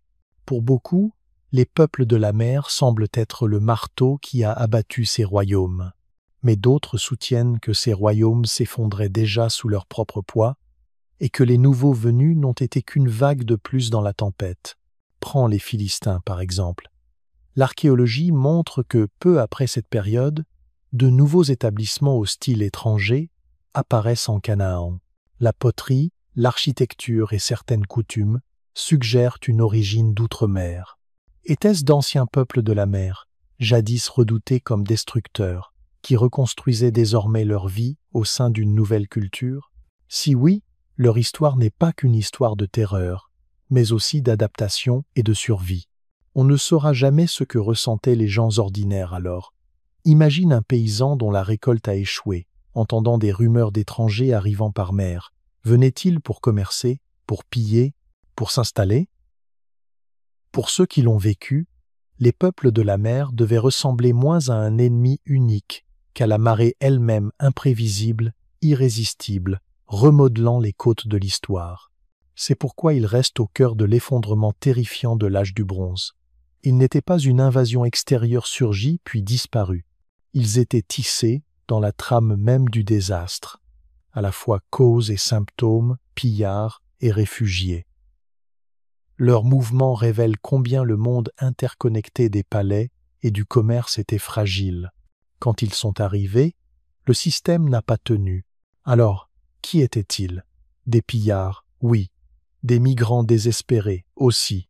Mais surtout, des êtres humains pris dans le même tourbillon de famine, de feu et de peur qui a fait s'effondrer l'âge du bronze. Leur histoire rappelle que, quand les systèmes mondiaux s'écroulent, ce ne sont pas que des empires qui disparaissent, ce sont des personnes qui bougent, se battent et survivent comme elles peuvent. Et, dans les ruines qu'ils ont laissées, le monde a basculé vers un nouvel âge. Machine de guerre dépassée. Les chars échouent face à de nouvelles tactiques. Pendant des siècles, le char a été le symbole du pouvoir. Imagine, des cadres de bois élégants, des roues à rayons filants sur des plaines ouvertes, tirés par de vigoureux chevaux, emportant des guerriers cuirassés dont les arcs pouvaient pleuvoir la mort à distance. Faire face à une charge de chars devait ressembler à affronter le tonnerre. Les rois d'Égypte, des Hittites et des Mycéniens ont bâti leur force sur ces machines roulantes. Et pourtant, lorsque le grand effondrement est venu, ces chars jadis imparables ont soudain paru lourds, dépassés, presque inutiles. On comprend qu'ils aient été vénérés comme le sommet de l'art de la guerre. Ils exigeaient une adresse incroyable, en artisanat comme en entraînement. Il fallait élever et soigner des chevaux, renforcer les roues de bronze, former des guerriers à tirer en cahotant sur un sol irrégulier. Des économies palatiales entières se structuraient pour nourrir les chevaux, forger des armes et soutenir cette élite. Mais là se cachait la faiblesse. Le char n'était fort que tant que le système qui le portait tenait. Quand ce système s'est fissuré, la puissance du char s'est fissurée aussi. Les adversaires apparus à la fin de l'âge du bronze ne jouaient plus selon les mêmes règles. Des groupes comme les peuples de la mer, dont on parlera encore, arrivaient avec une infanterie rapide, combattant d'une manière pour laquelle les chars n'étaient pas conçus. Ces nouveaux combattants utilisaient javelots, épées et boucliers, se rapprochant là où l'archer sur char ne pouvait plus garder ses distances. Un char pouvait tonner sur une plaine, mais essaie de l'employer sur des côtes accidentées, dans des vallées étroites, ou contre des fantassins nombreux, l'avantage disparaissait. Ce n'était pas seulement la tactique des envahisseurs. Même au sein des grands royaumes, les chars coûtaient cher. Une seule équipe de chars pouvait coûter autant que l'armement de dizaines de fantassins. Nourrir les chevaux vidait les greniers, déjà sous pression avec la sécheresse et les récoltes en berne. Dans un monde confronté à la famine, des armées de chars devenaient un luxe que peu pouvaient se permettre. Et la fierté a joué son rôle. Les classes guerrières d'élite tenaient à leur prestige. En Égypte, chez les Hittites et les Mycéniens, être guerrier de chars n'était pas qu'un métier, c'était un statut, une identité, voire une noblesse. Admettre que les chars ne dominaient plus le champ de bataille, c'était admettre que la classe dirigeante perdait de sa pertinence. Ce déni ne leur a acheté que peu de temps, et, quand les tempêtes d'invasion sont venues, il a été fatal. Prends la bataille de Kadek au XIIIe siècle avant notre ère, où chars égyptiens et hittites se sont affrontés dans l'une des plus grandes batailles de l'Antiquité. Des dizaines de milliers de soldats, des milliers de chars, une guerre à une échelle terrifiante. Mais Kadek a aussi montré les limites du char. Malgré le spectacle, aucun camp n'a remporté une vraie victoire. Le coût était énorme, la tactique de plus en plus prévisible. C'était un signal d'alarme que peu ont perçu. À mesure que de nouveaux ennemis affluaient, les vieilles stratégies se sont défaites. Conçus pour régner sur un terrain plat et ouvert, les chars se retrouvaient bloqués, renversés, encerclés. L'infanterie s'est vite adaptée. Elle a appris à resserrer les rangs, à utiliser le terrain, à briser l'élan redoutable d'une charge. Ce qui inspirait autrefois la crainte a nourri l'excès de confiance, et cette arrogance a exposé les royaumes. Ce basculement n'a pas été instantané. Un temps, chars et fantassins ont combattu côte à côte, tentant de s'ajuster. Mais à mesure que les routes commerciales se brisaient et que le bronze se faisait rare, le coût d'entretenir des milliers de chevaux et de roues a tranché. Des armées souples à pied, équipées d'armes de fer moins chères et plus solides, ont pris l'avantage. On reparlera du fer, car ce tournant a été l'une des étincelles du renouveau après l'effondrement. Pourtant, la chute du char ne tient pas qu'aux armes. Elle tient à la chute d'une vision du monde. Des rois qui voyaient leurs droits divins confirmés, entonnant sur le champ de bataille sur des chars étincelants, ont dû affronter des ennemis qui refusaient tout simplement de combattre à leurs conditions. L'illusion d'invincibilité s'est brisée.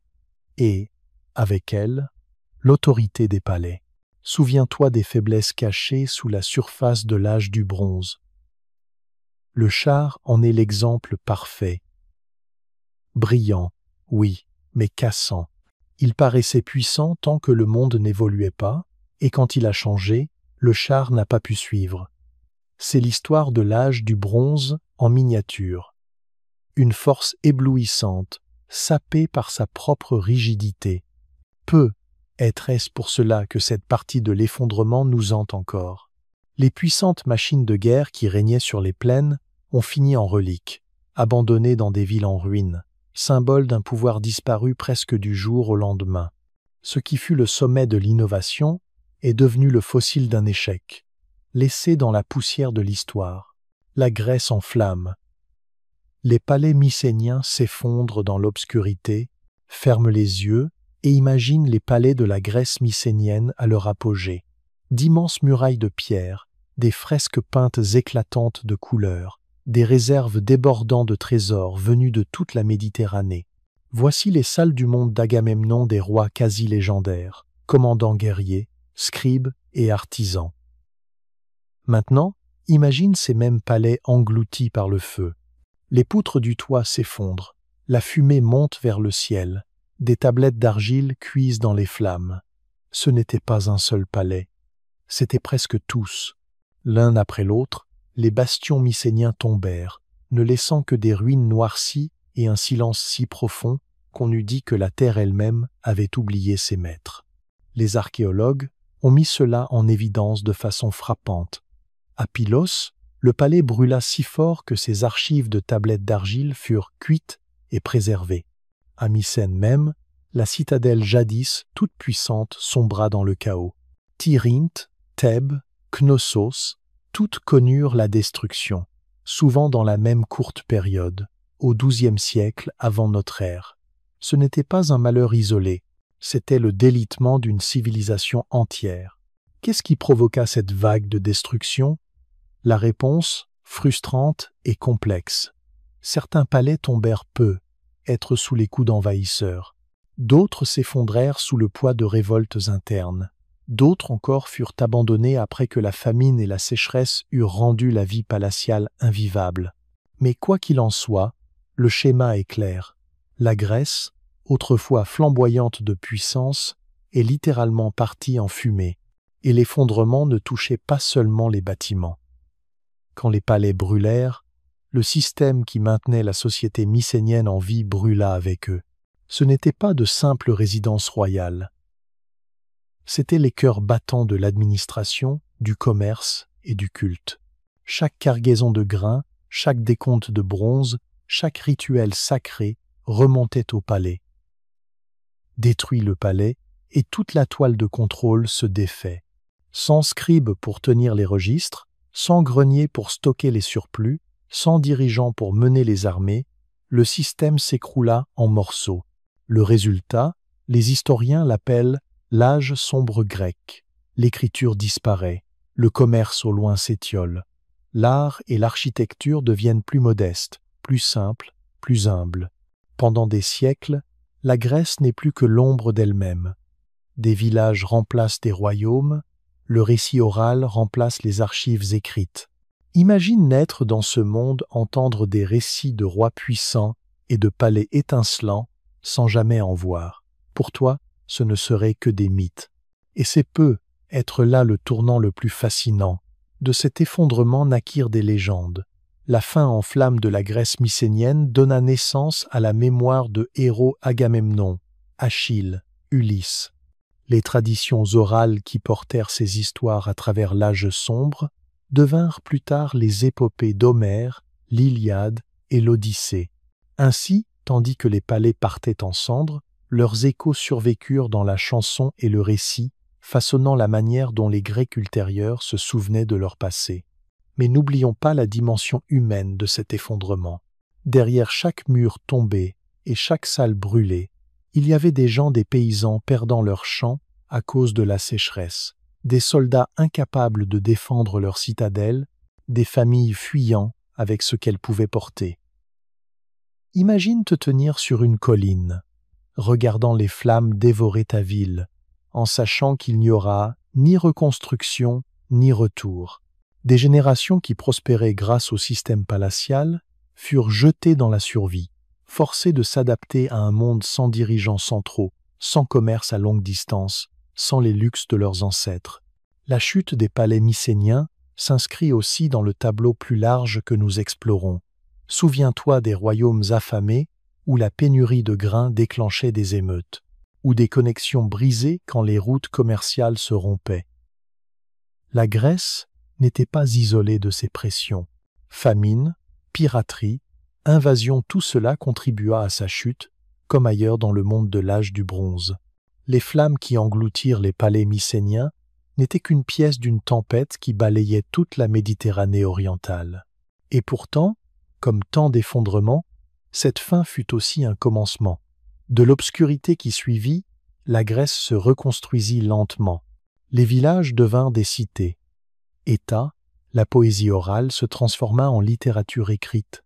Et des siècles plus tard, les bases de la Grèce classique émergèrent des cendres de l'âge du bronze. Rappelons-nous, un effondrement n'est pas toujours une fin définitive. Parfois, il dégage le terrain pour quelque chose de totalement nouveau. L'image demeure tout de même des palais puissants qui s'écroulent dans le feu. Leurs trésors fondent, leurs archives disparaissent, leurs rois sont oubliés. La Grèce en flammes ne fut pas seulement un moment de destruction. Ce fut la fin d'un âge, une page tournée de l'histoire humaine, quand les palais scintillants des héros se turent et que le monde trébucha dans l'obscurité, ne gardant que des histoires pour entretenir la mémoire. L'échappée belle de l'Égypte. Ramsès III face aux envahisseurs. Imagine le delta du Nil à l'aube, il y a plus de 3000 ans. Les eaux brillent au soleil, mais elles ne sont pas paisibles. À l'horizon, des navires étrangers apparaissent, voiles déployés, guerriers armés. L'Égypte, terre de temples, de récoltes et de monuments éternels, se tient au bord du gouffre. C'est l'instant où le pharaon Ramsès III affronte les peuples de la mer et où l'Égypte frôle plus que jamais le sort des royaumes effondrés tout autour. Au début du XIIe siècle avant notre ère, l'Égypte montrait déjà des signes de tension. Les pénuries de grains attisaient les troubles et les grands chantiers pharaoniques épuisaient les ressources. Au-delà, le monde était en chaos. Les Hittites avaient disparu, Ugarit avait été détruite, les palais mycéniens brûlaient. Dans cette tempête déferlèrent les peuples de la mer, ces groupes mystérieux qui avaient abattu ville après ville. Les voisins de l'Égypte étaient tombés, mais l'Égypte tenait encore, dernière grande puissance de l'âge du bronze. Ramsès III savait que le danger approchait. Des rapports l'avertissaient que les envahisseurs n'étaient pas de simples pillards, mais des communautés entières, guerriers, familles, chariots tirés par des bœufs, navires chargés de biens. Ils ne voulaient pas seulement piller, ils voulaient s'installer.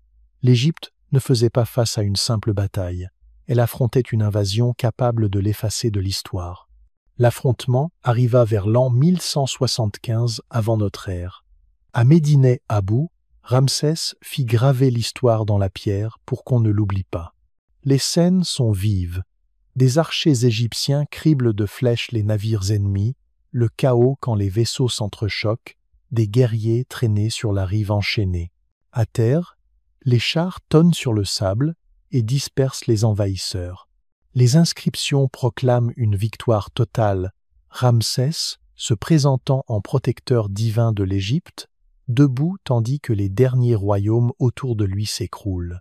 Mais derrière ces images triomphales, la réalité était plus rude. Les peuples de la mer avaient déjà ravagé le delta. La victoire de l'Égypte eut un prix.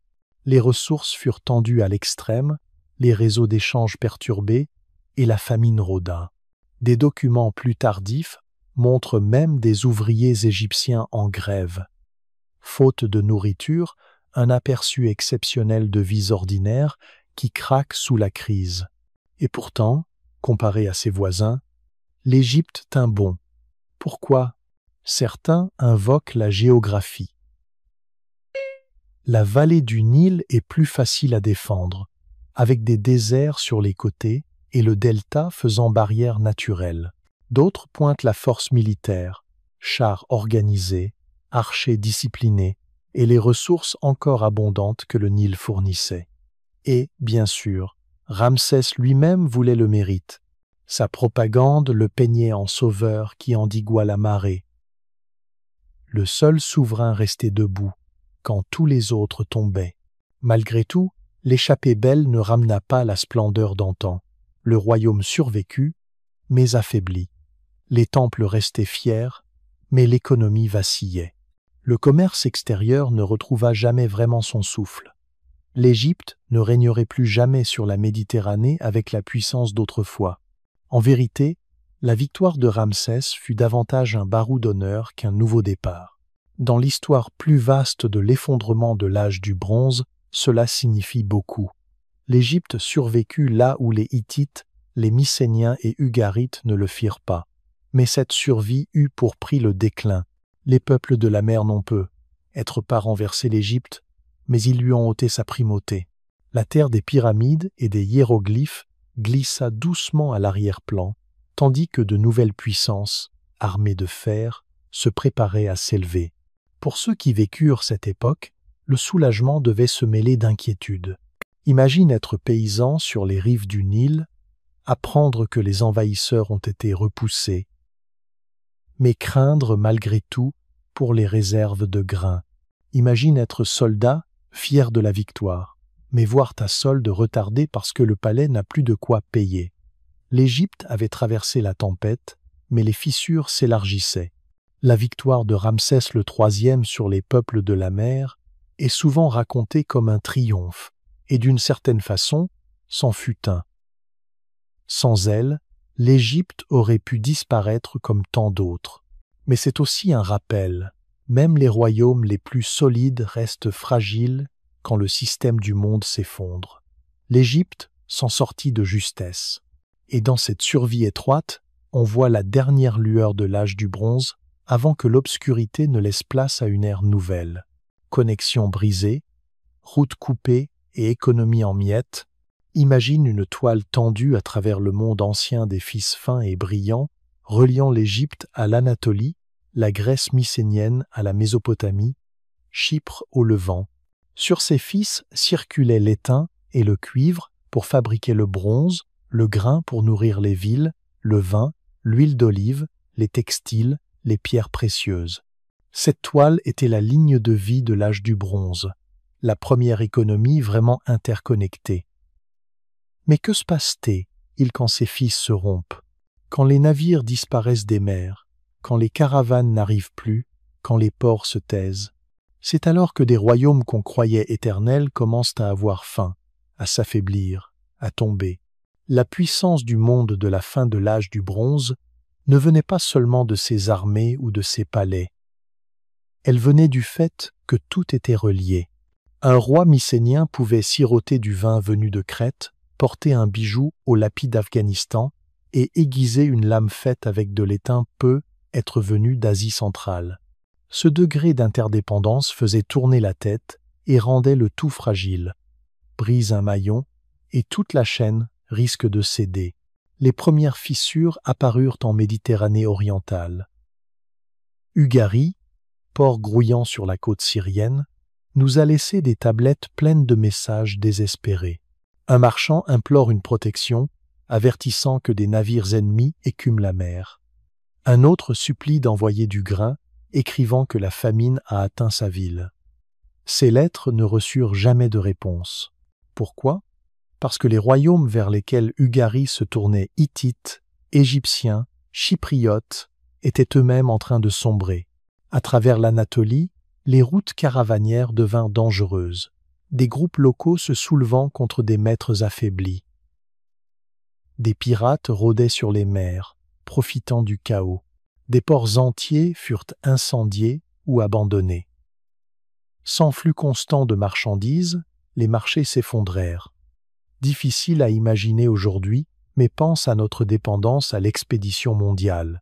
Si tout s'arrêtait net, les rayons des magasins seraient vides en quelques semaines. C'est exactement ce qui arriva à l'âge du bronze sans système de secours pour amortir le choc. Le grain était l'un des produits les plus vitaux. Les sécheresses dont on a déjà parlé en détail avaient raboté les récoltes locales. L'Égypte, jadis grenier de la région, peinait à nourrir son propre peuple. Le grain qui montait autrefois vers l'Anatolie ou partait vers le Levant n'arrivait plus. Les prix flambèrent et la faim se propagea comme un incendie.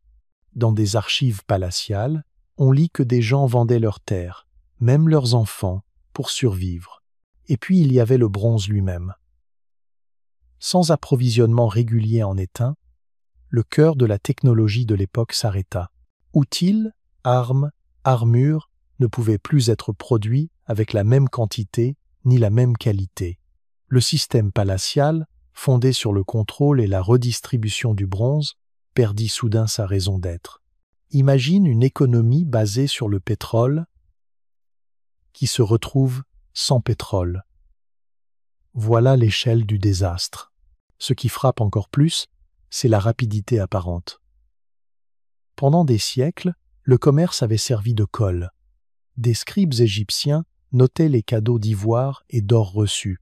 Les Hittites se vantaient des tribus venues de leurs vassaux. Les palais mycéniens accumulaient des luxes étrangers. Et puis, en une génération, ce réseau étincelant se désagrégea. Les lettres restèrent sans réponse. Les navires ne mouillèrent jamais. Les marchands disparurent. Ce n'était pas qu'un effondrement économique, c'était un choc psychologique. Les souverains mesuraient leur prestige à la richesse de leurs échanges, aux cadeaux envoyés et reçus entre rois frères. Quand ces échanges cessèrent, l'idée même de la royauté se défit. Un roi qui ne peut plus offrir festin, trésors ou armes perd la loyauté de son peuple. Les palais, jadis symboles d'abondance sans fin, devinrent des coquilles vides. Souviens-toi aussi des chars dont nous avons parlé.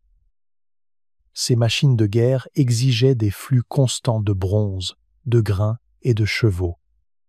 Une fois les réseaux brisés, ces armées devinrent intenables. L'effondrement du commerce ne fit pas que supprimer les luxes, il arracha le cœur même de la puissance militaire.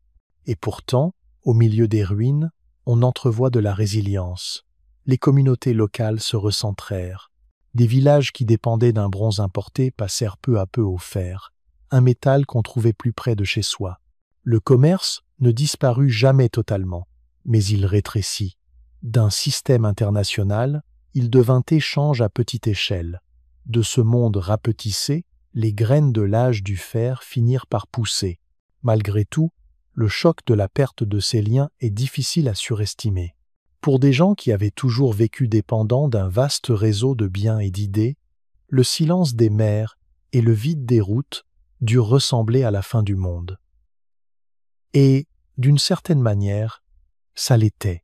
La première économie mondiale se brisa, et avec elle, les grandes puissances de l'âge du bronze s'effondrèrent dans l'histoire. Quand l'écriture a disparu, la littératie perdue dans toute la région, imagine entrer dans un palais animé de l'âge du bronze. Des scribes, assis en tailleur, tiennent des tablettes d'argile et pressent des signes sur l'argile humide avec des roseaux taillés. Chaque détail de la vie est consigné: livraison de grains, liste de soldats, lettres entre dirigeants, prières aux êtres divins. L'écriture n'était pas qu'un art de raconter, c'était le système nerveux de la civilisation. Maintenant, imagine te réveiller un jour et découvrir que ce système a disparu. Plus de scribes, plus de tablettes, plus d'archives, silence. C'est exactement ce qui s'est produit quand l'âge du bronze s'est effondré. L'écriture elle-même a disparu dans une grande partie du monde ancien. Difficile d'imaginer l'ampleur de cette perte. Aujourd'hui, si nos ordinateurs plantent, on redémarre. Mais au XIIe siècle avant notre ère, quand les palais ont brûlé et que les scribes ont disparu, le savoir, écrire s'est tout simplement éteint dans la vie quotidienne. En Grèce, le fameux linéaire B, utilisé pour noter la langue mycénienne, s'est évanoui. Les générations suivantes ont grandi sans savoir lire ni écrire. Pendant des siècles, leur histoire n'a survécu qu'à travers des récits racontés au coin du feu. Ailleurs, même scénario. À Ougarit, des tablettes en cunéiforme enregistrent des appels désespérés à l'aide dans les derniers jours de la ville. Quand Ougarit a brûlé, les scribes ont péri avec leurs archives. La capitale hittite, Hattusa, autrefois vivante de milliers de tablettes, s'est tue elle aussi. Pensi, des bibliothèques entières, la mémoire de nation, disparue en un instant. Sans maître pour former des apprentis, la littératie s'est effondrée comme une chaîne rompue. L'écriture n'était pas qu'une histoire de mots. C'était une histoire de pouvoir. Les palais en dépendaient pour lever l'impôt, rationner le grain et approvisionner les armées. Détruis le palais et tu détruis le bureau où travaillaient les scribes. Sans administrateur pour superviser le commerce ou enregistrer les dettes, l'économie s'est fissurée. L'écriture n'était pas un loisir, c'était la colonne vertébrale de la bureaucratie. Une fois disparue, les royaumes ne pouvaient plus fonctionner pareil. Cette perte a aussi entamé l'identité. À l'âge du bronze, les rois gravaient leur nom dans la pierre pour proclamer leur grandeur. Les marchands scellaient des contrats par écrit. Les prêtres offraient des prières consignées dans des textes sacrés. Quand l'écriture s'est éteinte, ce sentiment de permanence s'est éteint avec elle. Imagine gouverner une ville sans pouvoir écrire loi ni traité. L'autorité est devenue fragile, ne reposant plus que sur la mémoire et la parole, qui changent au gré des récits. Pourtant, la tradition orale s'est engouffrée dans le vide. En Grèce, la disparition de l'écriture n'a pas signifié le silence pour toujours. Les poètes et conteurs sont devenus les nouveaux gardiens du passé. Par le rythme, la rime et la répétition, ils ont conservé la mémoire. C'est ainsi que les histoires de héros comme Achille et Ulysse ont traversé des siècles d'obscurité, finissant par être tissées dans l'Iliade et l'Odyssée quand l'écriture est revenue.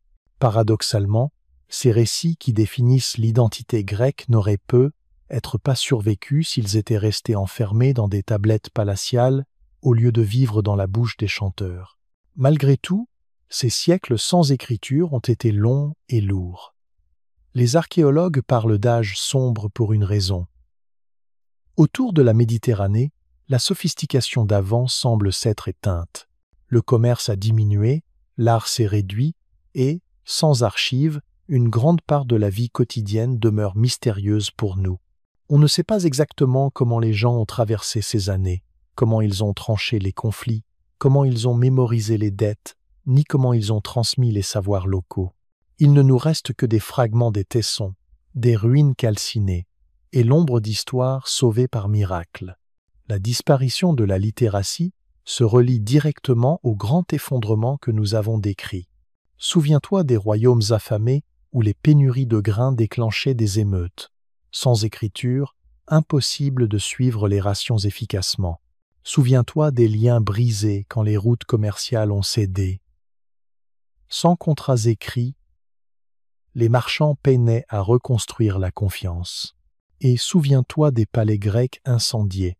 Leurs archives ont brûlé avec eux. L'écriture n'a pas disparu par hasard, elle a été entraînée vers le fond, morceau par morceau, avec le reste du système. Mais l'écriture est revenue. Lentement, grâce au contact avec les Phéniciens, de nouveaux alphabets se sont diffusés, plus simples, plus faciles à apprendre, moins liés aux bureaucraties palatiales. Ces écritures étaient accessibles d'une manière inédite. D'une étrange façon, l'effondrement a préparé une écriture plus démocratique, utilisable par des marchands, des marins, des gens ordinaires, et pas seulement par des scribes de palais. Du silence est né un renouveau. Même ainsi, le moment où l'écriture a disparu reste l'un des aspects les plus troublants de l'effondrement de l'âge du bronze. Des langues entières ont disparu. Des archives qui auraient pu nous raconter ces histoires sont parties en cendres. Et, pendant des générations, des peuples ont vécu sans mots écrits, avec la seule mémoire pour porter l'histoire, comme si le monde ancien lui-même avait perdu la parole et ne l'avait retrouvée que des siècles plus tard. Une tempête parfaite, des désastres multiples, un effondrement global. Imagine vivre dans un monde qui paraît solide, éternel, inébranlable. Les palais sont pleins, les temples bourdonnent de rites, les navires reviennent chargés de biens. Et puis soudain tout commence à se défaire. Pas à cause d'un seul désastre, mais de plusieurs, frappant en même temps. C'est ce qui s'est produit à la fin de l'âge du bronze. Ce n'était pas seulement une sécheresse, ni seulement une invasion, ni seulement un séisme. C'était tout cela à la fois, se heurtant en une effroyable tempête parfaite qui a entraîné le monde ancien dans l'effondrement. Commençons par le ciel. Les cernes des arbres et les carottes de sédiments montrent qu'autour du XIIe siècle avant notre ère, la Méditerranée orientale a connu une longue sécheresse. Pour des agriculteurs dépendant de la pluie et des cycles des fleuves, c'était dévastateur. Les récoltes ont diminué, les prix du grain ont grimpé et la famine s'est étendue. Des lettres de dirigeants désespérés, comme celle d'Ougarit, mendiaient des cargaisons de grains. Des royaumes affamés deviennent instables, et quand la nourriture manque, la paix tient rarement. Ajoute maintenant le sol sous leurs pieds. La région est sillonnée de failles, et la fin de l'âge du bronze a vu des séismes secouer les villes à répétition. Les archéologues ont trouvé des murs effondrés, des palais renversés, et des couches d'incendie laissant penser que les tremblements ont souvent déclenché des feux. À Mycène et à Troie, des niveaux de destruction s'alignent de manière troublante avec des événements sismiques. Imagine reconstruire en ayant faim, avec des réserves vides et des remparts tombés en poussière. Puis sont venus les envahisseurs. Les peuples de la mer, ces groupes mystérieux arrivés par bateau, ont ajouté une couche de chaos. Certains pillaient, d'autres cherchaient de nouvelles terres, mais, de toute façon, ils frappaient des royaumes au plus faible de leurs forces. La capitale hittite Hattusa s'est tue. Les tablettes d'Ougarit enregistrent des appels à l'aide qui n'ont jamais reçu de réponse. Même la puissante Égypte n'a survécu que de justesse aux assauts, Ramsès III gravant son salut de justesse sur les murs de Médine Tabou. Mais même ces désastres ne disent pas tout. Le système qui avait rendu l'âge du bronze si brillant l'avait aussi rendu fragile. Les palais et les temples dépendaient d'un commerce à longue distance, l'étain de contrées lointaines, le cuivre de Chypre, le grain de vallées fertiles. Quand la sécheresse a réduit les récoltes, que la guerre a coupé les routes, que des envahisseurs ont incendié des ports, le réseau a craqué. L'économie globale de l'époque, ce système qui reliait la Grèce, l'Anatolie, l'Égypte et la Mésopotamie, s'est soudain effondré. Vois comme la spirale peut aller vite. Une mauvaise récolte dans un pays et plus de grains à échanger. Sans grains, les travailleurs ont faim. Sans travailleurs, les palais ne tournent plus. Sans palais, impossible de ravitailler les armées. Et quand les armées faiblissent, les frontières cèdent. Chaque désastre nourrit le suivant, comme des dominos. Pris séparément, ils auraient pu être surmontés. Ensemble, ils ont été écrasants. L'effondrement n'a pas été uniforme. L'Égypte s'est maintenue, affaiblie. Certains foyers du Levant se sont adaptés, absorbant des migrants et remodelant leur culture. Mais pour beaucoup de régions, les Hittites, les Grecs mycéniens, l'effondrement a été total. Les systèmes d'écriture ont disparu, la littératie s'est éteinte, et des siècles de savoir se sont évaporés presque du jour au lendemain. Imagine être l'un des derniers scribes, pressant des signes sur l'argile, sachant que de moins en moins de gens peuvent les lire. On a envie de demander « Quel désastre a compté le plus ? Le climat ? La guerre ? Le commerce ?» La réponse, c'est qu'aucun n'a agi seul. C'était vraiment une tempête parfaite, une convergence de crises qui a dépassé même les plus grandes puissances. Voilà ce qui rend la fin de l'âge du bronze si obsédante.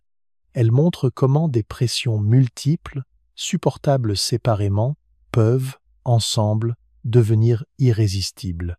Et le plus glaçant, les gens qui vivaient cela n'y ont sans doute pas vu un effondrement unique.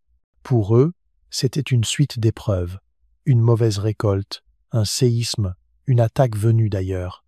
Année après année, les difficultés s'amoncelaient, jusqu'au jour où les palais avaient disparu, les réserves étaient vides, les temples abandonnés. Le monde n'a pas pris fin en une nuit. Il s'est défait morceau par morceau, jusqu'à ce qu'il ne reste plus rien pour le tenir. Ainsi, quand on parle de l'effondrement terrifiant de l'âge du bronze, ce n'est pas un seul désastre qui a abattu la civilisation. C'est la combinaison de plusieurs, se renforçant les uns les autres, laissant le monde ancien sans échappatoire. Une tempête parfaite a balayé la Méditerranée et, quand elle s'est dissipée, l'âge du bronze était terminé, ne restait que des ruines, le silence et l'aube incertaine d'une ère nouvelle, des ruines au renouveau. L'essor de l'âge du fer, imagine l'après-coup de l'effondrement. Des villes réduites en gravats noircis, des palais vides et envahis par la végétation, des routes commerciales silencieuses, des populations dispersées en petits villages, accrochées à la survie. Cela a dû sembler être la fin de tout. Et pourtant, de ces ruines, un nouveau monde a lentement pris forme, non plus bâti sur le bronze, mais sur quelque chose de plus solide et durable. Le fer. Voici l'aube de l'âge du fer, quand l'humanité a transformé le désastre en renouveau. Au début, le changement n'avait rien de brillant. Le fer était connu depuis des siècles, mais on l'utilisait peu. Le fondre était plus difficile, demandant des températures plus élevées, et les premiers outils étaient souvent cassants. Le bronze était encore jugé supérieur. Mais une fois les réseaux de commerce de l'étain effondrés, on n'a plus eu le choix. Le fer était partout dans les collines, les lits des rivières, tout près. Contrairement à l'étain, pas besoin de le transporter depuis des terres lointaines. Cette accessibilité a tout changé. Les premiers outils en fer étaient rudimentaires, mais ils étaient bon marché et courants. Un paysan qui dépendait autrefois des ateliers palatiaux pour ses lames de bronze pouvait désormais se procurer des outils de fer localement. Les villages n'avaient plus besoin d'empires tentaculaires pour leurs besoins quotidiens. Petit à petit, le pouvoir s'est éloigné des élites palatiales qui contrôlaient le flux du bronze. Ce n'était pas seulement une révolution technologique, c'était une révolution sociale. Les armes aussi ont changé. Les épées et les lances de fer n'étaient être pas plus belles que le bronze au départ, mais elles étaient plus solides et plus faciles à remplacer. Des armées autrefois fondées sur des chars coûteux et des classes guerrières d'élite ont commencé à s'appuyer sur des rangs d'infanterie équipés de fer. La guerre est devenue moins l'affaire d'une petite aristocratie et davantage celle de troupes nombreuses, ouvrant la voie à de nouveaux chefs. Ce changement a résonné pendant des siècles, façonnant les armées de la Grèce, de l'Assyrie et au-delà. Sur le plan culturel, l'âge du fer a mêlé continuité et réinvention. Les temples et les traditions n'ont pas disparu avec les palais, mais ils se sont adaptés. En Grèce, l'âge sombre a fini par céder la place à l'épanouissement des cités, États Athènes, Sparte, Corinthe, chacune traçant sa voie. Au Levant, De petits royaumes comme Israël, la Phénicie et Aram ont émergé, se faisant une place dans un monde remodelé. Et en Mésopotamie, la Syrie s'est relevée. Cette fois, en maniant le fer comme outil et comme arme, forgeant un empire inédit pour l'âge du bronze. Le commerce est revenu, lui aussi, mais sous une autre forme. Au lieu d'un seul grand réseau interconnecté, des circuits régionaux plus modestes se sont développés. Les marins phéniciens, par leurs audaces, ont transporté objets en fer, bois et pourpre à travers la Méditerranée. Les idées et les alphabets ont voyagé avec les marchandises, préparant de nouveaux types d'échanges culturels. Ce n'était plus la toile brillante et fragile de l'âge du bronze. C'était quelque chose de plus résilient, né de l'épreuve. Le souvenir de l'effondrement, pourtant, n'a jamais complètement disparu. Même dans les nouveaux royaumes de l'âge du fer, on a gardé le récit de grandes cités détruites, d'invasions et de famines. Ces récits sont devenus des mythes, des histoires de Troie, de peuples errants, de punitions divines, des avertissements enrobés de légendes, rappelant qu'aucun âge, si fort soit-il, n'est invincible. Pense aux routes commerciales brisées dont on a parlé et aux chars qui ont échoué face aux nouvelles tactiques. Le fer a résolu les deux problèmes. Les communautés locales n'étaient plus tributaires d'un État international fragile, et des armées équipées de fer étaient moins chères, plus nombreuses, plus souples. Ce qui avait été des faiblesses est devenu des opportunités. Voilà l'essence du renouveau, non pas retrouver ce qui a disparu, mais bâtir autre chose par nécessité. Pour les gens ordinaires, l'âge du fer a signifié un monde à la fois plus dur et plus libre. La vie restait difficile, mais les villages ont gagné en autonomie. Les paysans avaient de meilleurs outils, les soldats des armes plus robustes, et les communautés ne vivaient plus sous l'ombre écrasante des bureaucraties palatiales. Des cendres de l'effondrement ont germé les graines de la démocratie en Grèce, l'essor des royaumes bibliques et la diffusion des alphabets. L'âge du bronze s'est achevé dans le feu et la famine, mais l'âge du fer s'est levé avec la résilience et l'adaptation. L'humanité a été mise à rude épreuve, presque brisée, mais pas vaincue. Et, dans cette longue remontée des ruines vers le renouveau, le monde ancien a posé les fondations des civilisations qui ont suivi, y compris la nôtre. L'effondrement a été terrifiant, oui, mais il a aussi été un commencement. L'âge du fer prouve que, même dans les heures les plus sombres, on peut forger de la force à partir de la faiblesse et bâtir un monde neuf sur les ruines de l'ancien.